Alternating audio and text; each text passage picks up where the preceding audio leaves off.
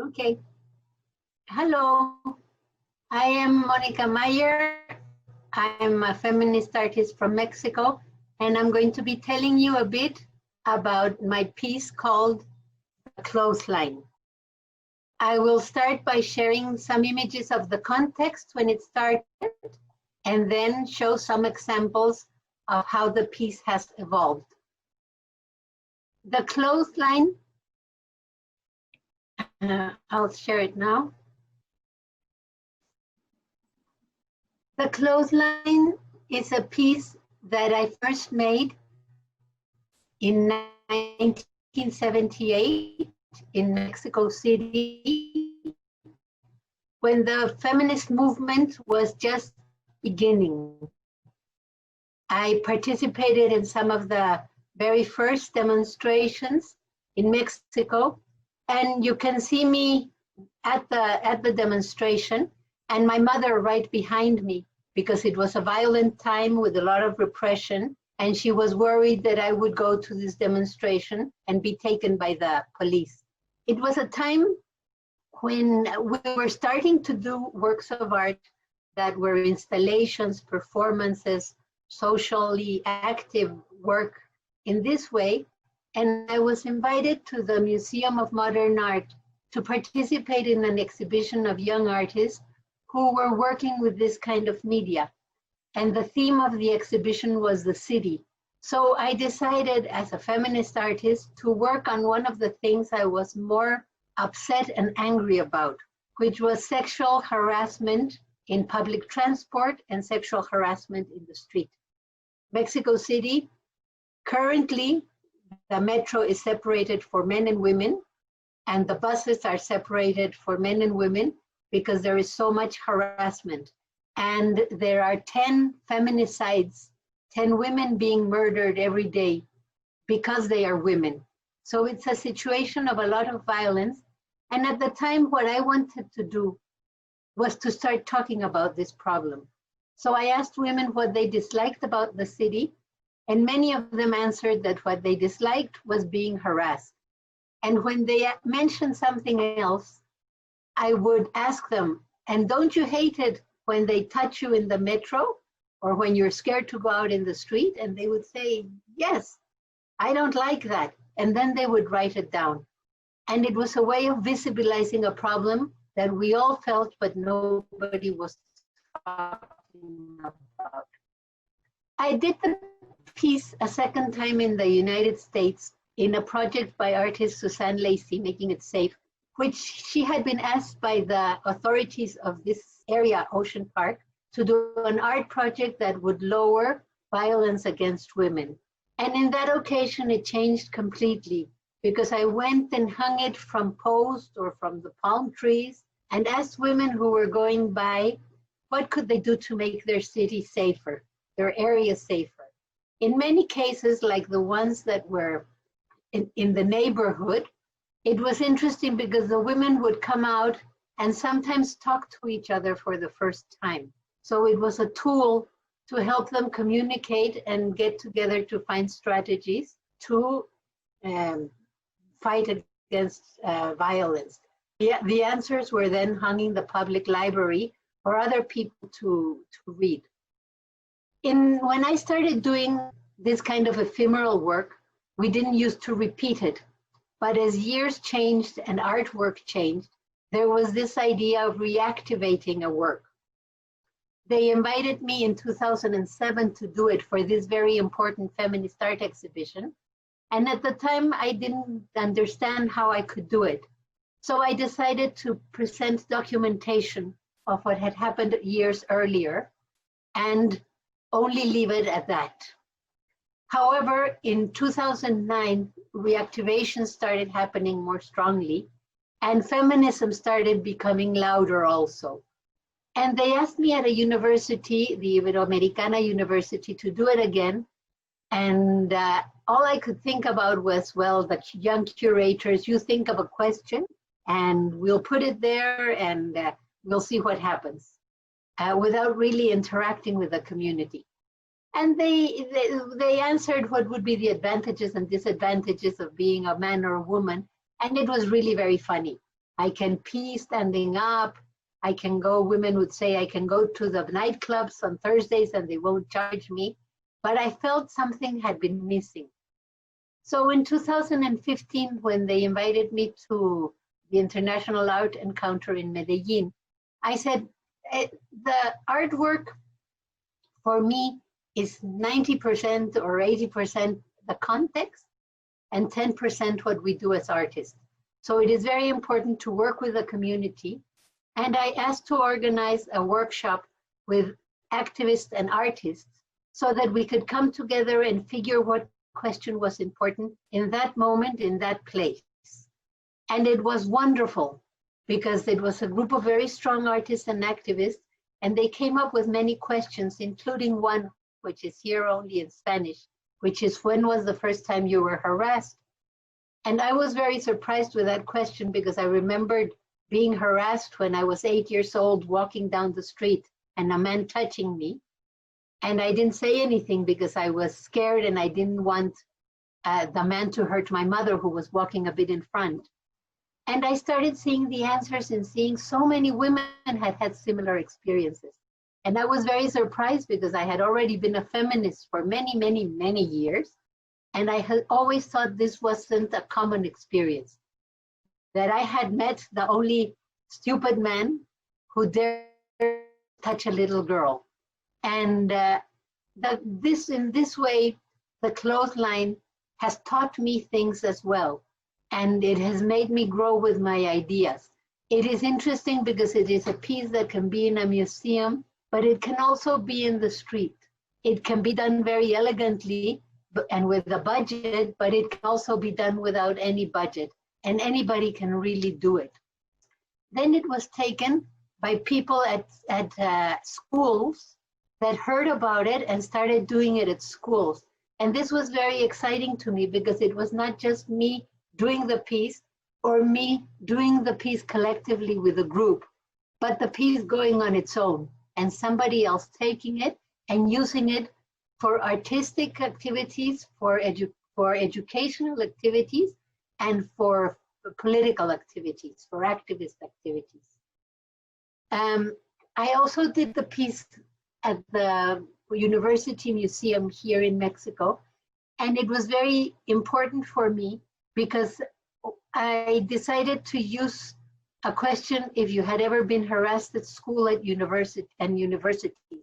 This was only in 2016, and the movement has changed so much. I'm not saying because of my piece, I think because of the Me Too movement, because of women being really sick and tired of violence here in Mexico. And recently, before the pandemic, many faculties at our universities were closed down by women deciding to speak up against sexual harassment by their teachers, by fellow students, or by sexual harassment outside, and really demanding that this situation change. Because we've been talking about it for many years, here at least, but things have not necessarily changed. So this was also a very important experience for me, where I tried to work with the activists at the university and with the artists, and to get these questions rolling. I'm very excited that things have changed so much. We received very many answers, nearly 9,000, and these were all studied by a researcher who, from one of the universities here, who then started seeing what were the most important answers or the most visible answers. And for example, the word that was used mostly here was fear. In that exhibition, I also had an archive where people could answer through a computer. And I had an archive where I had other groups of women who are doing activist work. Because when people ask me, you're doing the Clothesline now and you started 40 years ago, and they asked what has changed. And the one thing that has changed is that we're more aware of the problem, and there are many groups now working on sexual harassment, at least in Mexico, from performance, street theater, graphic art. And this is something that is constantly done by many young, particularly of the younger artists. It's also used by activists at the university. Here, for example, they made, this is the sign of our national university, and they changed what the sign said, and here it says, welcome, they rape in this university. So it was interesting to me not to separate activists and artists and teachers who are working with this same tool. This is part of the research. This is the word fear. When the piece was done in Argentina, the most important word was shame. And it is terrible that we are still shamed after being harassed. I think this is something that has to change. Or we are harassed, we are re-victimized, and then we are shamed because of this experience. In more recent years, what I have done is work with artists who will help me do my piece, but who will also do their own pieces that have to do with sexual harassment. And this one was a piece by Cutsi Salgado, who did a performance. She lives in the north of Mexico, where a lot of women are murdered and then their heads are found in the ice boxes. So she went out in the street walking with this ice box on her head, naked, and 3 policemen went after her. It was very ironic that they went after an artist who was naked, but they don't go after the people who murder women. And then she did this performance in the gallery where she asked women to clean her, like cleaning the bodies of the women who were thrown to the river, and to hang it as an answer of a clothesline. In the end, her mother came in and wrapped her and took her away.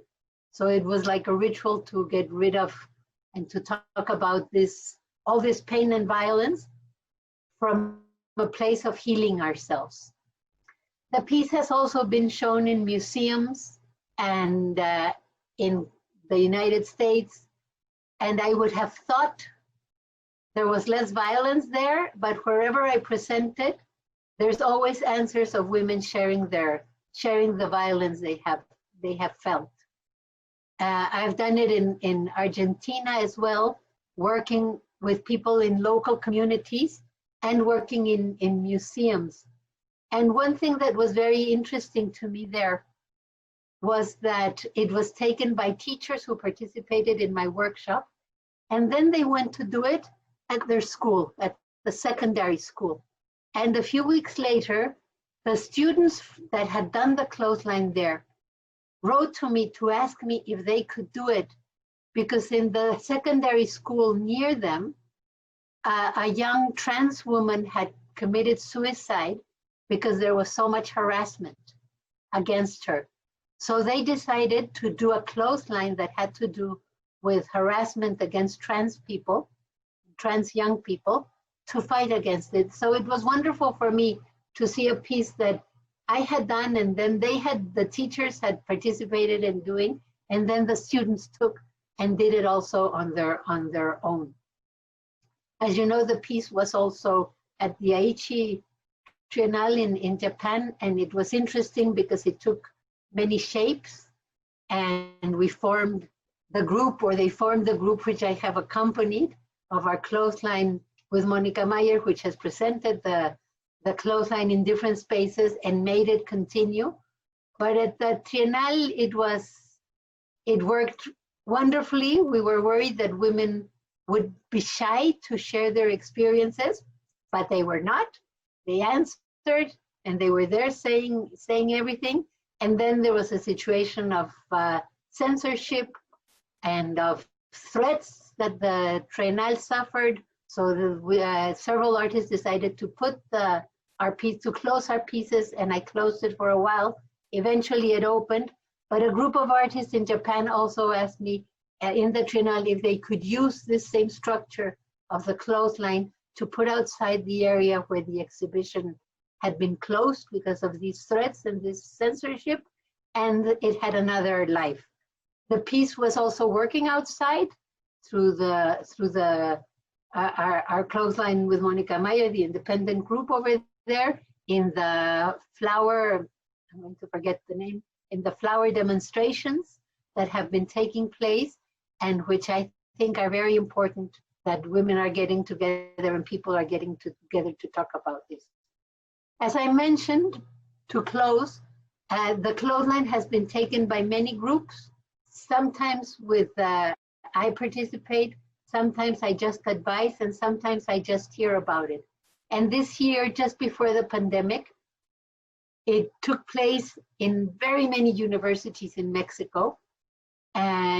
Some of the ones where the faculties were closed by the students, some where they were not.